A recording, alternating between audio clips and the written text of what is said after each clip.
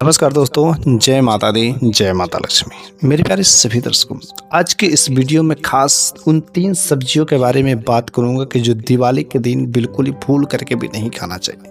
क्योंकि अगर इन सब्जियों को यदि आप अपने घर में लाते हैं तो आपके घर में दरिद्रता अवश्य ही आ जाएगी, आपके घर में राहु कोत का निवास हो जाएगा। ऐसी अनेक प्रकार की दुविधाएं आपके सामने खड़ी हो जाएंगी। साथ ही साथ हम लोग इस वीडियो के माध्यम से यह भी जानेंगे कि कौन सी सब्जी खाना बहुत ही उचित, बहुत ही फलदायी होता है। इस दिवाली के समय भगवान धन्वंतरी, भगवान श्री गणेश, माता लक्ष्मी की कृपा होना बहुत ही जरूरी होता है। तो बस कुछ ऐसी सब्जियां होती है, कुछ जाने अनजाने में हम लोग कुछ ऐसी गलतियां कर देते हैं कि जो चीज़ें नहीं करना चाहिए, और ख़ास तरीके से खाने में उन सब्जियों के बारे में बात कही जाती है। क्योंकि खाना एक मानव जाति का सबसे प्रमुख भाग होता है। बिना खाना का, बिना भोजन का कोई नहीं रह सकता। तो इसलिए शाम के समय में जब भी आप भोजन बनाए तो इन खास चीज़ों का ध्यान रखें जरूर। वैसे धनतेरस के जो दिन होता है, धनतेरस के दिन भगवान धन्वंतरी की पूजा की जाती है, भगवान श्री कुबेर की पूजा की जाती है। लेकिन मैं आपको बताना चाहता हूँ कि इस बार 2024 में जो धनतेरस का त्यौहार 29 अक्टूबर को मनाया जाएगा। लेकिन धनतेरस जो है दिवाली के ठीक एक दिन पहले मनाया जाता है, अर्थात 30 अक्टूबर को दिवाली। तो 30 अक्टूबर को छोटी दिवाली और 31 अक्टूबर को बड़ी दिवाली मनाई जाएगी। वैसे हर साल और हमेशा कार्तिक मास की अमावस्या को ही दिवाली का त्यौहार मनाया जाता है, और दिवाली हमेशा शाम के समय में ही दीपदान किया जाता है। हमारे घर में जितने भी देवी देवता होते हैं, घर का कोना कोना जो है रोशनी से प्रज्वलित किया जाता है। हमारे गांव में भी, हमारे मोहल्ले में जितने देवी देवता होते हैं, हमारे यहाँ परंपरा है कि सभी के यहाँ जाकर के हम लोग एक एक दीपक जरूर जलाते, एक दीपदान जरूर करते हैं। लेकिन इस दीपदान करने से क्या होता है कि माता लक्ष्मी के साथ साथ सभी देवी देवताओं का आशीर्वाद लगा होता है। तो दिवाली का जो समय होता है शाम के समय में ही दीपक जलाने का होता है, इसलिए दिवाली हमेशा शाम को ही मनाई जाती है। तो दिवाली 31 अक्टूबर को 3 बजे, दोपहर 3 बजे के आसपास में लग रही है, इसलिए शाम के ही समय में अमावस्या का जो शुरुआत हो रहा है उसी समय बेहतर मनाना उचित होता है। ठीक है, तो धनतेरस और दिवाली जो बहुत ही इम्पोर्टेंट, बहुत ही महत्वपूर्ण जो त्यौहार होता है हिंदू धर्म में, तो धनतेरस के दिन कुछ ऐसी चीज़ें होती हैं जो अवश्य ही करना चाहिए। पहला नंबर की यदि मैं बात करता हूं कि वह आप जो है के पास कोई ज़रूरत नहीं है कि धन दौलत है या नहीं है, बहुत सारे पैसे हैं तभी आप इस काम को कर सकते हैं। क्योंकि धनतेरस के दिन ऐसा माना जाता है कि सोने चांदी, जो पीतल के बर्तन, इन सब चीज़ों को खरीद करके लाना बहुत ही शुभ होता है। ठीक है, मैं मानता हूँ ये सब चीज़ें ठीक होती है, लेकिन सबके पास इतनी क्षमता नहीं है, सबके पास इतनी योग्यता नहीं कि वो उन चीज़ों को अफोर्ड कर सके। आप जो उस धनतेरस के दिन 2 रुपये का धनिया आप अवश्य ही लाएगा। यह धनिया आपके जीवन में बहुत सारे ऐसे समस्त रास्ते खोल देगा जिससे आपकी परेशानियां खत्म हो जाएगी। तो धनतेरस के दिन छोटा बहुत, थोड़ा ही धनिया आपको बड़े ही आसानी से कहीं पर भी, किराने दुकान पर भी मिल जाएगी। तो आप वहाँ से 2 रुपये की, 5 रुपये की, 10 रुपये के धनिया लाइएगा, और गमले में आप उसे जरूर ही उगाइएगा। गमले में जिस उग जाता है उस दिन का धनिया उगाया हुआ, तो आप जो अपने परिवार में ही खिलाइएगा, अपने परिवार के लोगों को खिलाइएगा, ना कि दूसरों को देने की कभी गलती मत करिएगा। यह धनिया आपके लिए बहुत ही उचित होता है, बहुत ही भाग्यशाली होता है, इसलिए इस धनिया का कभी दुरुपयोग ना करें। उस गमले में कोई भी आप सही तरीके से पानी, सही तरीके से सिंचाई का काम करें, लेकिन आप उस धनिया को जब उसको खाने की बारी आएगी, पत्ते जब बड़े हो जाएंगे, तो आप भूल करके भी इसका चटनी हो या सब्जी में डालना, चाहे जैसे भी, आप किसी दूसरे का देने की गलती ना करें। लेकिन रही बात आखिर धनतेरस और दिवाली के दिन, दिवाली के दिन एक ऐसा फल होता है ना, जिस फल का बहुत ही महत्व होता है, और उस फल का जो वैल्यू है, उस फल का जो दाम होता है ना, आग के जैसे बढ़ता जाता है। इतना जबरदस्त है, इतना महत्व होता है। आखिर उसकी वैल्यू क्यों बढ़ेगी, उसका प्राइस क्यों बढ़ेगा? क्योंकि उसकी डिमांड बढ़ते हैं। डिमांड क्यों बढ़ जाती है? क्योंकि उस फल का बहुत ही ज़्यादा महत्व होता है। दिवाली के दिन उस फल का नाम है सीताफल। जी हाँ, आप इस एक फल को अपने घर पर जरूर लाइएगा। ज़्यादा नहीं, कोई ज़रूरत नहीं है आधा किलो, 1 किलो आप खरीद करके लाए, लेकिन 1 पीस आप तो अपने घर पर ला सकते हैं, और अपने घर परिवार में सभी लोगों को उसको बांट करके खाना चाहिए। सीताफल ऐसा माना जाता है कि माता सीता जो साक्षात जो है लक्ष्मी का स्वरूप माना जाता है। अगर आप अपने घर में सीताफल लाते हैं, पूजा स्थान पर माता लक्ष्मी के सामने रख देते हैं और प्रसाद के रूप में अपने घर में सभी लोगों को वितरण करके खाते हैं, खिलाते हैं, तो ऐसा काम करने से माता लक्ष्मी की विशेष कृपा के पात्र बन जाते हैं। हाँ, आप इसको भोग लगाते हैं, अच्छी बात है, लेकिन माता लक्ष्मी को यदि आप इस सीताफल का भोग लगाने के साथ साथ आप जो 5 प्रकार के यदि आप मिठाइयों का भी भोग लगाते हैं तो भी अच्छी बात है, और 5 प्रकार के फल का भी अगर भोग लगाते हैं तो भी बड़ी अच्छी बात है। सेव, संतरा, अंगूर, ये सब चीज़ों का आप भोग लगाते हैं 5, लेकिन उसमें एक फल नहीं होना चाहिए, वह है नाशपाती। नाम से ही पता चलता है नाशपाती, नाश करने वाला, पतन कर देगा। तो आप गलती से भी दिवाली के समय आप सीताफल लाएं, केला ला लें, सेब ला लें, अंगूर ला लें, पपीता ला लें, ये सब फ्रूट्स ला लें, लेकिन आप नाशपाती गलती से भी ना खरीदिएगा। नाशपाती आपके घर का बर्बाद कर देगा। नाम से ही इसलिए रखा गया। आप जो इस दिवाली के दिन जो आप अपने घर पर एक गन्ना जरूर ला कर के माता लक्ष्मी को अर्पित कर सकते हैं। गन्ना जो बहुत ही शुभ होता है, आप जो गन्ना ला कर के आप खा भी सकते हैं तो भी अच्छा माना जाता है। आप इस एक दिन में एक और काम करिएगा कि इस दिवाली के समय आप जब माता रानी को जो अपने घर का भोजन होता है आप भोग लगाते हैं, जी हाँ, लेकिन आप जो इस दिन खीर का जरूर ही भोग लगा, लेकिन वह कौन सा खीर, आप जिसमें मखाना का इस्तेमाल जरूर करें, तलमा खाना, क्योंकि तलमा खाना जो मखाना होता है वह कमल के ही बीज से बनता है। तो जब कमल के ही बीज से बनता है वह भी जलाशय में रहता है, जलाशय निकलता है, और माता लक्ष्मी जी की भी उत्पत्ति जलाशय से ही हुई है। इस वजह से आप यदि मखाने से बनी हुई खीर का यदि भोग लगाते हैं तो माता लक्ष्मी बहुत ही प्रसन्न होती है। आप जो है दिवाली के दिन भगवान श्री गणेश, माता लक्ष्मी की पूजा की जाती है, तो आप जो है भगवान श्री गणेश को प्रसन्न के लिए दुर्वा घास अर्पित कर सकते हैं। उनका जो है वाहन मूषक होता है, मूषक, उनके लिए आप जो लड्डू का भोग लगा सकते हैं। ऐसा बहुत ही ज़बरदस्त, बहुत ही अच्छा होता है, क्योंकि दिवाली के दिन ऐसा माना जाता है कि माता लक्ष्मी धरती लोक पर उतरती है और अपने भक्तों के घर पर जाती है। तो जैसा जिसके घर सद्भाव रहता है वैसा ही काम होता है। आप जो है अपने घर के सामने बिल्कुल ही साफ़ सुथरा रखना चाहिए। घर के सामने साफ़ सुथरा करने के बाद गंगा जल का अवश्य छिड़काव करना चाहिए। हाँ, इस बात को मैं मानता हूँ कि कहना बहुत ही आसान होता है, करना मुश्किल होता है, लेकिन सुनना भी बड़ा ही आसान होता है, करना मुश्किल होता है। लेकिन इसमें से आप कुछ तो काम आप अवश्य करिएगा, क्योंकि दिवाली का जो त्यौहार होता है सफाई का, और सफाई तो हर घर में ज़रूरी होती है। हर घर में घर का कोना कोना इस दिन साफ कर देना चाहिए, ठीक है। तो रह गई बात, आखिर कुछ ऐसे भी काम होते हैं, कुछ ऐसे भी खाने होते हैं, कुछ ऐसे भोजन होते हैं जो आप को नहीं करना चाहिए। सारे के सारे काम करते, पूजा पाठ करते, देवी देवताओं को दीपक जलाते, सब काम करते, लेकिन बस एक छोटी सी गलती जो भोजन में कर देते, जिसकी वजह से आपका सारा किया दिया बर्बाद हो जाता है। तो मैं नहीं चाहता हूँ कि जो भी भक्त, जो भी दर्शक मुझसे जुड़े हुए उनका किया दिया सब बर्बाद हो जाए। आप जो खाने में एक गलती आपकी, यह गलती आपके जीवन बर्बाद कर सकती, आपके परिवार को संकट में डाल सकती, आपके परिवार तबाह हो जाएंगे। इसलिए आप इस एकमात्र खाने वाला जो भोजन वाला गलती आप कभी मत करें। इस दिन आप जो है लहसुन प्याज वाली सब्जी बिल्कुल ही मत बनाइएगा। लहसुन प्याज अगर डाल देंगे तो वह पूर्णतः अशुद्ध हो जाएगा, सात्विक नहीं होगा।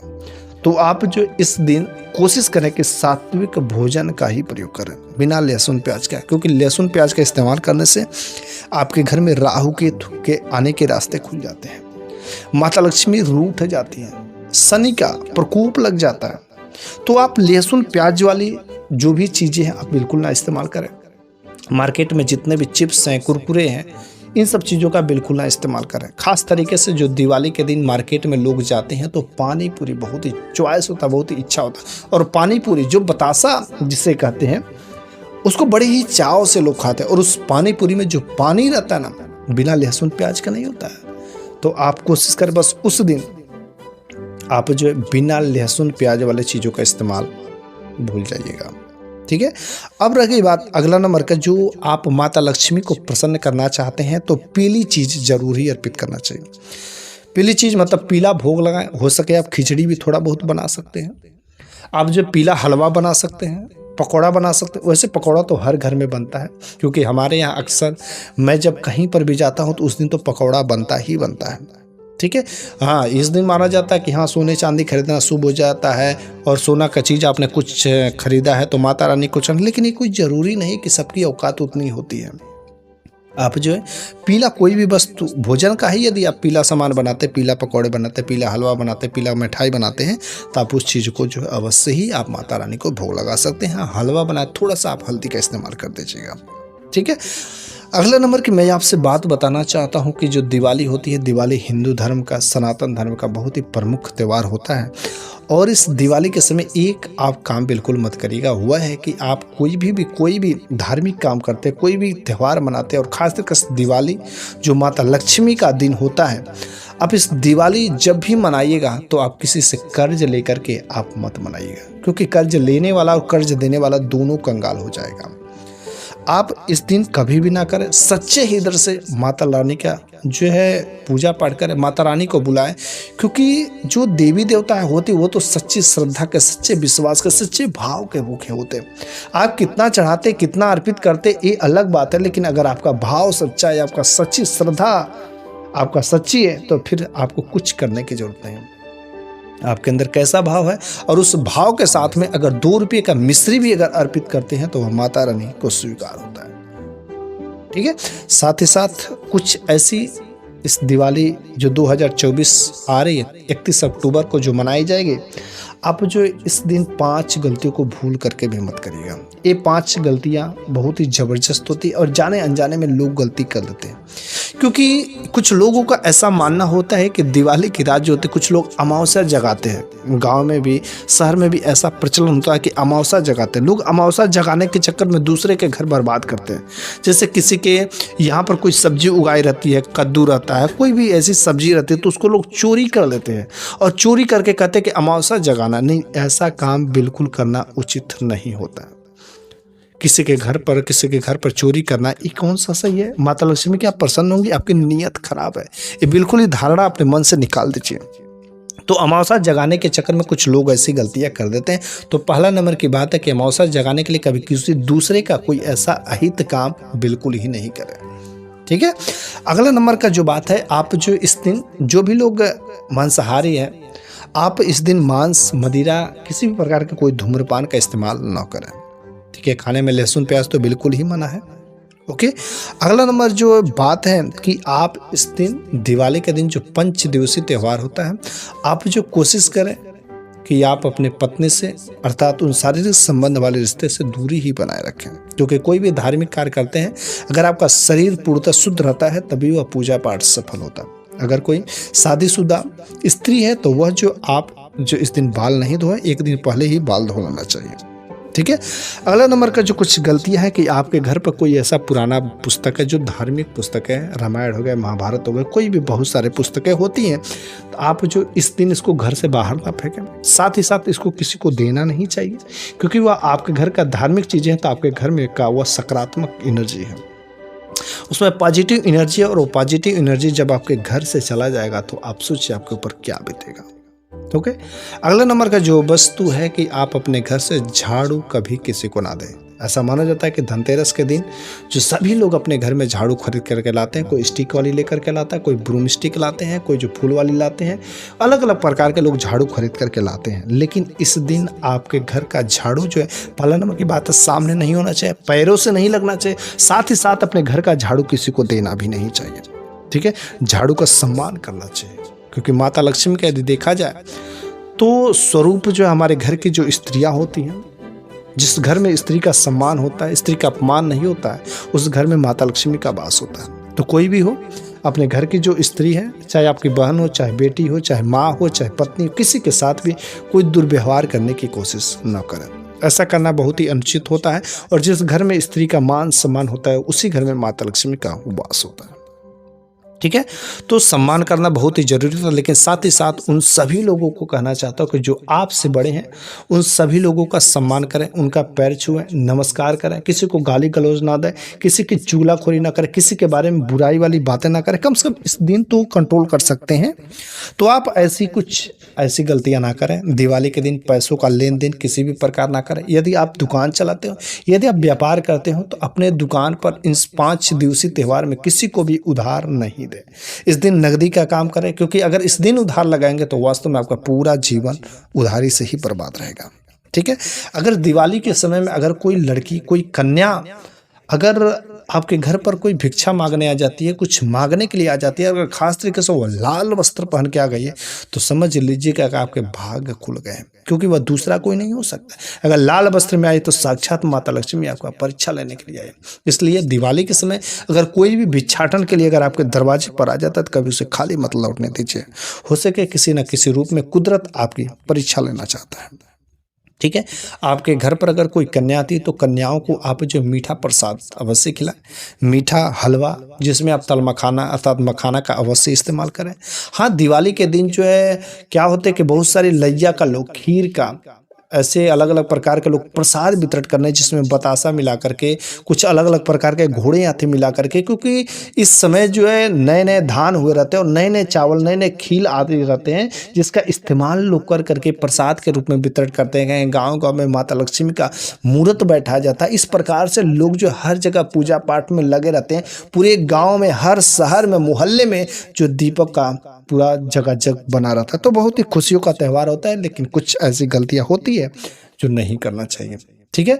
तो हमारे घर की स्त्रियां अगर माता लक्ष्मी को प्रसन्न करना चाहती है तो लाल वस्त्र यदि धारण करें तो बहुत ही अच्छा होता है। ऐसा भी माना जाता है, ऐसा भी कहा जाता है और शास्त्रों में वर्णित है कि अगर माता लक्ष्मी को प्रसन्न करना चाहती हैं तो यदि हमारे घर की स्त्रियां लाल वस्त्र धारण करके, 16 श्रृंगार करके यदि माता लक्ष्मी की पूजा पाठ करती हैं, उनकी आस्था करती हैं, उनके पर भरोसा करते हैं, विश्वास करते हैं, उनसे अपनी मनोकामनाओं को मांगती हैं, तो माता लक्ष्मी को ऐसी पूजा स्वीकार होती है और ऐसी विनती, ऐसी प्रार्थना उन्हें स्वीकार होती है। इसलिए आप जो इन छोटी छोटी गलतियों को भूल करके भी ना करें, आप इन चीज़ों का अवश्य इस्तेमाल करें और ऐसे काम जरूर करें। लाल वस्त्र, हरा वस्त्र या गेरुआ रंग के वस्त्र ऐसे धारण कर सकते हैं, लेकिन भूल करके भी सपने में भी आप सफ़ेद रंग के और काले रंग का वस्त्र कभी सोचिएगा भी मत इस्तेमाल करने का, उस दिन पहनने का, क्योंकि ये बहुत ही अशुभ और शनि के, राहु केतु को आपके घर में आमंत्रण दे देंगे। ठीक है। तो अब हम बात कर लेते हैं कि आखिर दिवाली के समय कौन सी वह सब्जी है जो अवश्य ही बना करके खाना चाहिए। बहुत ही शुभ होता है, बहुत ही जरूरी होता है। हर सभी लोगों को ये जानने का अधिकार है, सभी हिंदू भाइयों को, सभी सनातनियों को यह जानने का अधिकार है कि दिवाली के दिन ऐसा कौन सी सब्जी खाना बनाने से हमारे घर में माता लक्ष्मी का वास होता है, माता लक्ष्मी सदा प्रसन्न होती है। पहला नंबर का, आप कोई भी सब्जी बनाइएगा सिवाय मांसाहारी के तो आप लहसुन प्याज कभी भी मत इस्तेमाल करेगा। मांस मदिरा तो यूज ही नहीं करना, उसको बनाना ही नहीं है। लेकिन आप कोई भी सात्विक भोजन में कोई हरी सब्जी का सेवन करते हैं तो आप जो लहसुन प्याज बिल्कुल मत इस्तेमाल करिएगा। पहला नंबर का जो सबसे शुभ और सबसे ऑस्पिशियस वेजिटेबल जो होता है, जिसे सूरन के नाम से जाना जाता है, कुछ लोग इसे जमीकंद के नाम से जानते हैं और गांव देहातों में, हमारे यहाँ तो इसे ओल के नाम से जानते हैं। तो अलग अलग जगह पर अलग अलग नाम से जाने जाते हैं। और दिवाली के दिन ऐसा मान्यता है कि सूरन की सब्जी बनानी बहुत ही जरूरी होती है और सभी घर में सूरन की सब्जी बनाई जाती है। ऐसा क्यों होता है?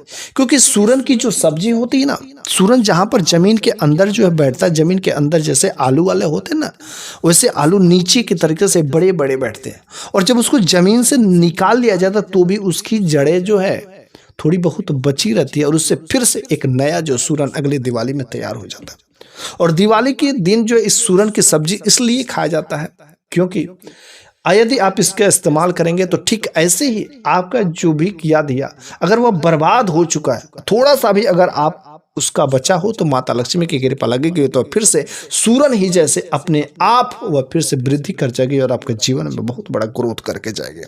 इसलिए आप सूरन की सब्जी अवश्य इस्तेमाल करें, लेकिन लहसुन प्याज मत डालिएगा। आप लहसुन प्याज से बचना चाहते हैं तो आप सूरन की सब्जी नहीं बल्कि सूरन की चटनी बना सकते हैं। उसे सिंपल सा उबालिए, उबालने के बाद आप उसमें मिर्च डाल करके और आप इसका चटनी बना करके आप खा सकते हैं। बहुत ही अच्छा, बहुत ही ज़बरदस्त, बहुत ही अच्छा स्वाद होता है। तो आप जमीकंद का इस्तेमाल अवश्य ही करें। ठीक है। अगला नंबर का जो सब्जी होता है वो होता है कद्दू की सब्जी। कद्दू में दो प्रकार के होते हैं, एक जिसे लौकी के नाम से जाना जाता है और एक कद्दू जो नॉर्मल होते हैं। तो अलग अलग प्रकार के कद्दू होते हैं। तो आप किसी भी प्रकार के कोई कद्दू अगर लौकी मिल जाता है तो और ही बेस्ट होता है। तो लौकी की सब्जी अवश्य ही खाना चाहिए। ठीक है।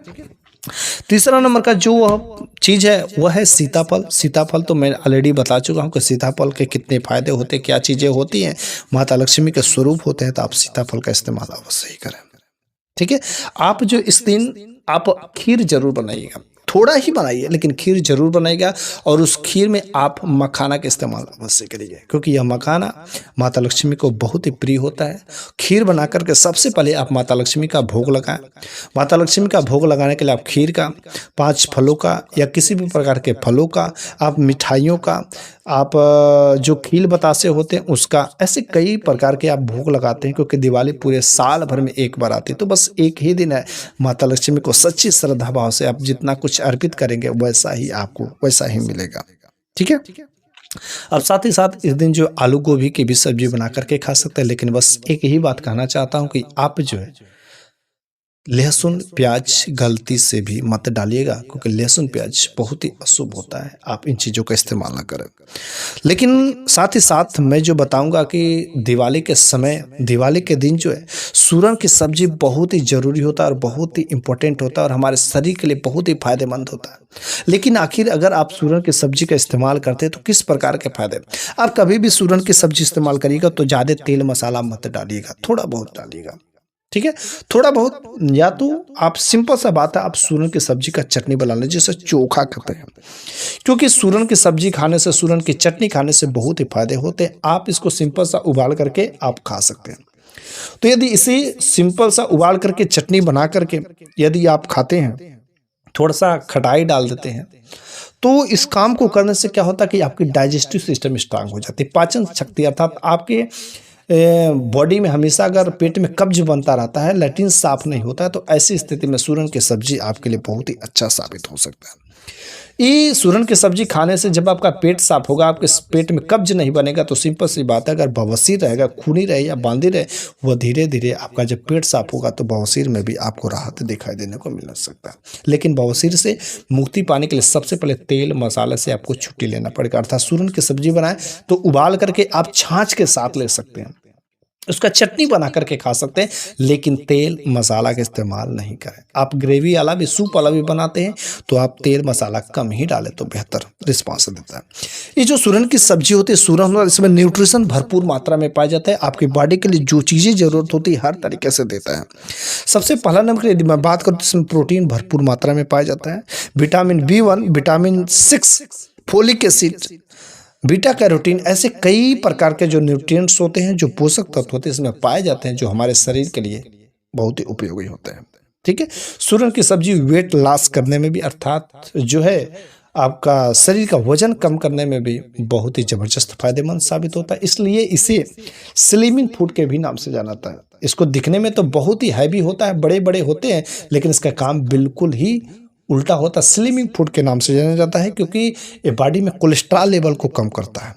ठीक है। तेल में नहीं बना, जब आप इसका भोजन करेंगे, थोड़ा ही खाएंगे तो ऐसा लगेगा कि आपका पेट भरा भरा सा है और आपको भूख नहीं लगेगी। जब भूख नहीं लगेगी तो ऑटोमेटिक आपका कोलेस्ट्रॉल कम होना शुरू हो जाएगा। तो मेरे प्यारे सभी दर्शकों, आज के इस वीडियो में मैंने जो भी खास जानकारी दिया है, जो दिवाली के समय कौन सी चीज़ें खाना चाहिए, कौन सी चीज़ें नहीं खाना चाहिए, कौन सी सब्जी है, कौन सी फल है, माता लक्ष्मी को कैसे प्रसन्न करें, ये सब अनेक प्रकार के कुछ ऐसे काम बताए हैं। आई थिंक मेरे हिसाब से तो यह वीडियो आपके लिए बहुत ही महत्वपूर्ण साबित हुआ होगा, और यदि ऐसी ही वीडियो अगर आपके चाहिए तो कमेंट बॉक्स में जय माता दी, जय माता लक्ष्मी जरूर करिएगा।